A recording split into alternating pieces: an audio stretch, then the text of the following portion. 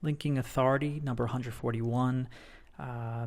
Is the link coming from a domain that's selling links? Try to stay away from stuff like that. Of course, that's not very good. Is it a sandboxed link? We talked about the Google sandbox. If a website has violated some of Google's rules. What's the age of the linking domain? When was the linking domain first indexed?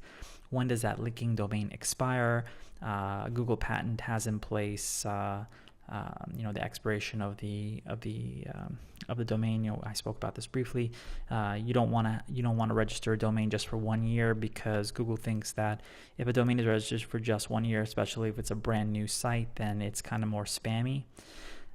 So try to register your domain for a longer time, 3 to 5 years, for example, as the expiration counts. And just a few more things that I wanted to talk about, and then I would recommend downloading this resource guide. Please go through it, post any questions that you guys might have, and I will be more than happy to answer them in the message boards. So the domain, of course, the keyword in the linking domain. Does the keyword exist in the linking domain? Added relevancy signal. Keyword in the linking subdomain. People try to do this stuff as well to try to increase relevancy. Whether or not it's going to work for you, I couldn't guarantee it. It could look like an over-optimization signal. Keyword at the start of the linking domain. Is it an exact match domain? EMDs are okay as long as it's a high-quality EMD. Then Google's going to look at the domain ownership history. Have there been many drop-offs? We saw how to check those drop-offs in the Wayback Machine when we were doing the domain age stuff. And the domain auction stuff. Is it public or private registration? Google prefers public domains because it thinks that domains that are private, there's something to hide.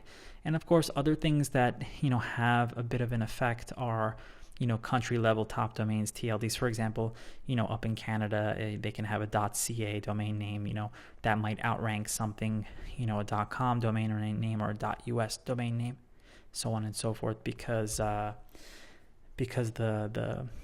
if a person is searching from Canada, Google's going to give preferential treatment to a .ca name, for example, possibly, depending on other factors. Park domain names are less likely to appear on Google SERPs.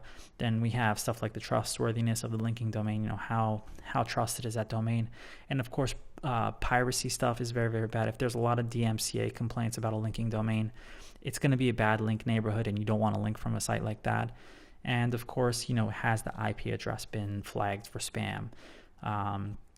If an IP address has been flagged for spam, and there could be several domains on that IP address, if there's a link to you, then it's not going to be so great for you. So be very careful with all this stuff. Again, please download this resource. There's more for you to read in here, and so please go through all the rest of this, and post your comments and your questions in the message board, and I would be more than happy to answer them for you guys.